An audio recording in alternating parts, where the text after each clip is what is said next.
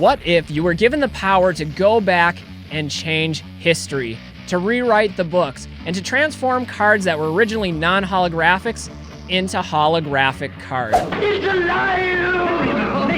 That's exactly what I'm going to be doing in this video, and I invite you to join me as we take a look back at some of the most iconic cards in early Pokemon history, but also using the power of technology to bring these cards back to life.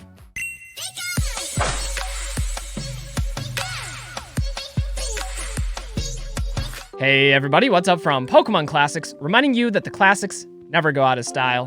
Today's video is a retrospective look at some of the amazing artworks out there by Wizards of the Coast, but just because they had a lot of home runs doesn't mean they got it right every single time. And I do think there are a number of hidden gems in the non-holo cards that didn't really get their opportunity to shine, and perhaps this is where Wizards of the Coast and Pokemon made some mistakes. So that's what this video is all about today, is we're taking a look at some of the best non-holographic cards that, simply put, should have been holos. Anyway guys, I invite you to join me for this one. It should be a fun look through some amazing artworks.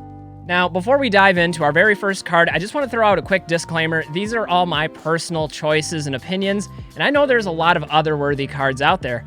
Also, I am not a photo editor by any means or any stretch of the imagination. I'm really more of a video guy, but I did my best to do some photo editing here to showcase what some of these cards would have looked like if they were in fact holographic cards rather than the non-holos that we got. So anyway, let's roll into our first set, and that's base set. All right, well, there are so many amazing artworks and illustrations from the early series of Pokemon that I wanted to do some honorable mentions before giving away my personal choice for the card that should have been a holo.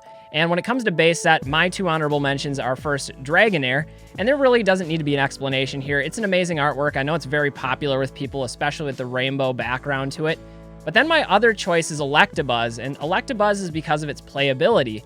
Now, this was a card that was featured heavily in deck building along with like Hitmonchan. It was another basic Pokemon that was featured in the Haymaker deck, and this was a pretty legendary card in terms of playability, so I feel like it could have used a holo, especially if Hitmonchan were featured as a holo.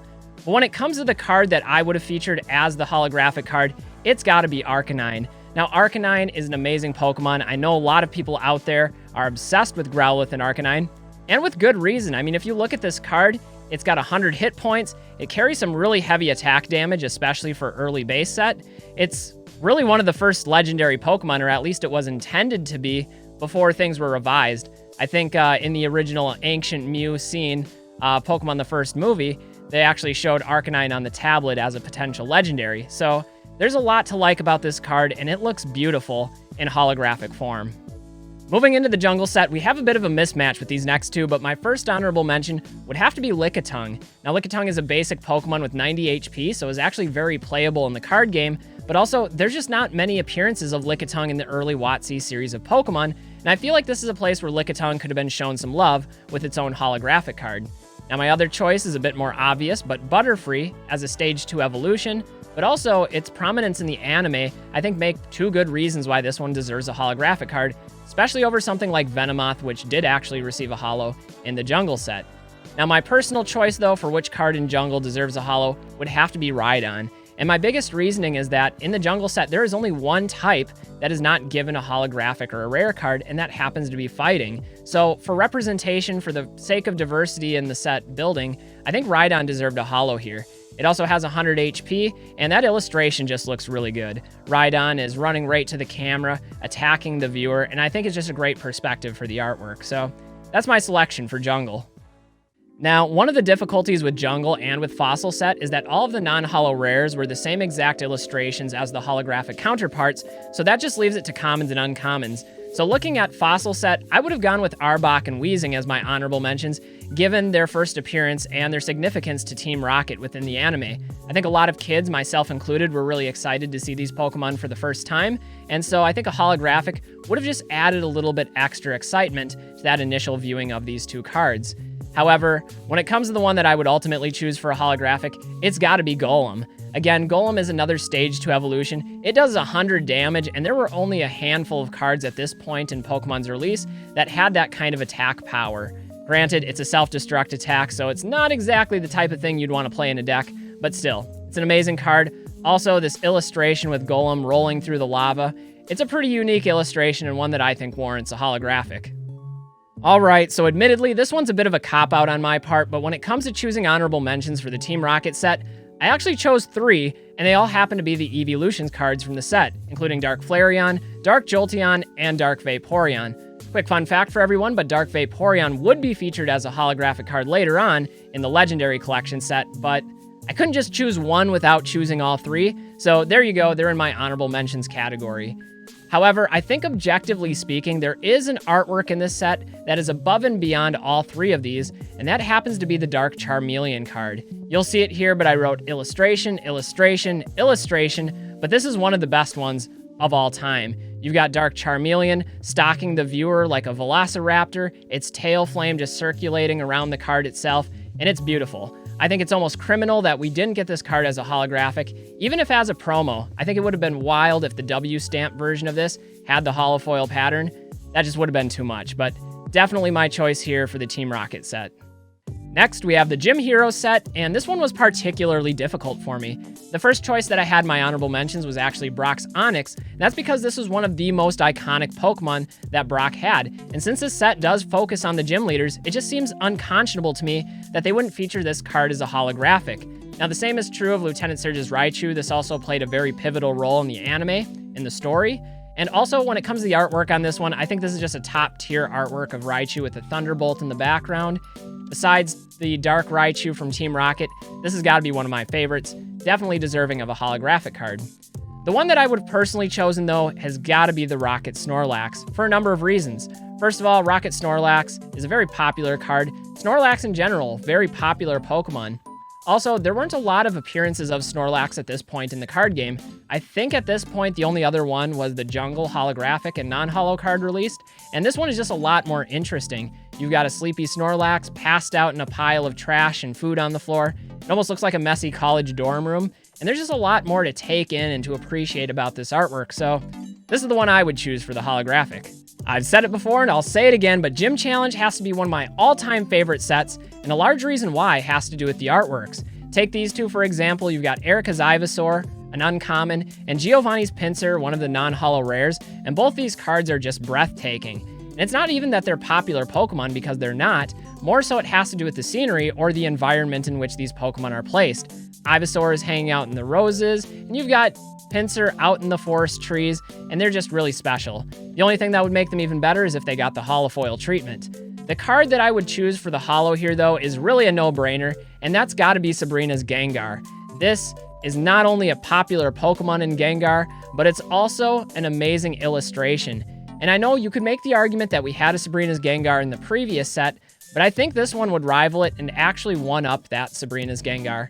This illustration has the moon in the background, and if we know anything from Moonbreon, we need a Moongar. We missed the opportunity. Wizards of the Coast, you done messed up here. We should have had this one as a holo.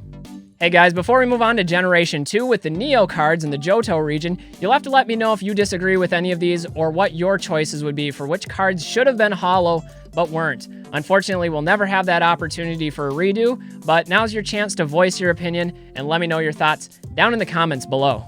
Alright, it's time for Generation 2, beginning with Neo Genesis. Now, my honorable mentions here are first going to be Miltank, and that's just due to the iconic nature of it. If you ever played the Game Boy game, Miltank was an absolute wrecking ball, taking out entire teams of Pokemon, and I think it deserves to be rewarded with its own holographic card. My other choice is a bit obscure, but it's got to be Lantern, and that's from the personal memories that I have associated with it. This is a card that I personally used in deck building when Neo Genesis first came out, so like I said, it has a lot of fond memories for me. Ultimately, though, the card that should be the holo, I think, is an obvious one, and that's got to be Sneasel. This was the first card to be banned from competitive play, and that's because its beat-up attack was way too broken. For 2 Darkness Energies, you could flip 6 coins, up to 6 coins, and potentially do 140 damage for just a basic Pokemon with no weakness and no retreat cost. It was just wild. I don't know what they were thinking when they designed this card. Also, it's worth noting that when Neo Genesis first came out, it introduced Metal Pokemon and Darkness Pokemon, but none of the Dark types were featured as holographic cards. So I feel like this would balance the scales of the Metal and the Dark in a set that was first introducing them. Neo Discovery is often overlooked amongst the other Neo sets, but there are some amazing artworks in this set, and these two are no different. You have Beedrill and Butterfree.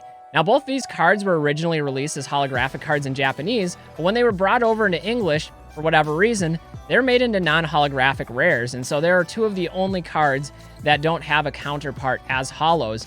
For that reason, these were both my honorable mentions. I think it'd be cool to collect the set as it was originally intended by having these cards available as holographics. However, my choice here for the best card to make into a holo has got to be the Scyther. This, in my opinion, is the best illustration of Scyther in the entire early generations of Pokemon. I absolutely love it. And I know Scyther is very popular out there with Pokemon collectors like myself. This illustration is absolutely S tier, it's way up there. But also, we have to talk about the artist. This is an artist that I don't know a whole lot about, but when I looked up Kamiya Masago, I think I have that name right, it stunned me how many amazing artworks. It's just one banger after another from this artist. So he is definitely a legend, and I don't know what happened to him, but I love the style of artwork here, and this Scyther deserves to be rewarded with its own holographic card. Neo Revelation is another one of those sets that has hands down amazing artworks throughout, but this is another situation where you had a couple of cards that were released as holographic cards in Japanese, but not in English, and those cards included Aerodactyl and Starmie. The Starmie in particular is one that I'd like to see as a holo in English, just because there's not a lot of other Starmies out there that are getting the holofoil treatment. So these two went for my honorable mentions. I think that was just a way to keep it clean and to keep everything cohesive. Now, the card, though, that I would like to see as a holo, I'm a little bit conflicted on, and that's the Ho-Oh. This Ho-Oh illustration is absolutely amazing, and it's actually part of a mosaic set of other artworks, including the Lugia, the Skarmory. There's a few others that I think fit in as puzzle pieces as well. And I think this is the best of the bunch, though. That's just my opinion. And one of the problems would be you'd end up with two holographic Ho-Ohs in the same set, and the other one is fire. Like, literally as a type, it's a fire type, but also the illustration is fire. It's an amazing card. And so I'm having a hard time negotiating having two of the same card with holos in the same set, but for these artworks, I'm willing to let it slide. And for our final set that we'll be featuring in this video, it's the Neo Destiny set, my personal favorite set in all of Wizards of the Coast. And honorable mentions, once again, it's going to be obvious. We're taking 3 of them. We're going back to the evolutions, but this time, instead of having the dark versions, we have the light versions. Light Flareon, Light Jolteon, and Light Vaporeon.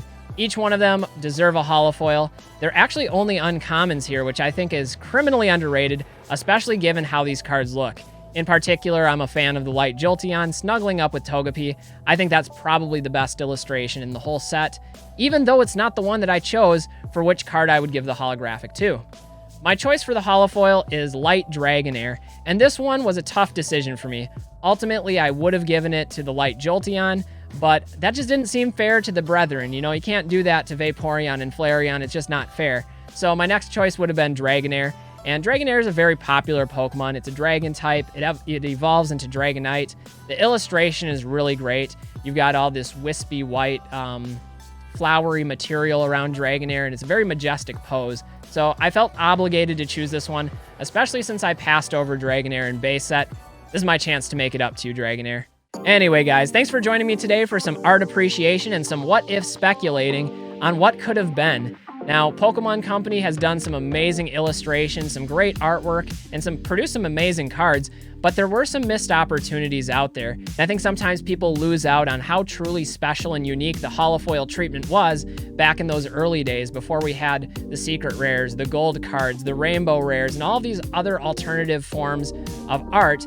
It was the holos. The holos were the chase cards. So these are some ones that I would go back and redo if I were given the power and I had the opportunity. But like I said, you guys will have to let me know what you think down in the comments below. I know this is a matter of personal opinion, and everybody has their own preferences, but those are some of mine. Anyway, guys, I hope you all have a wonderful day, wonderful week. I'm Pokemon Classics, reminding you that the classics never go out of style. Till next time, everybody, stay well, enjoy collecting, and don't forget to have fun. Bye, everybody.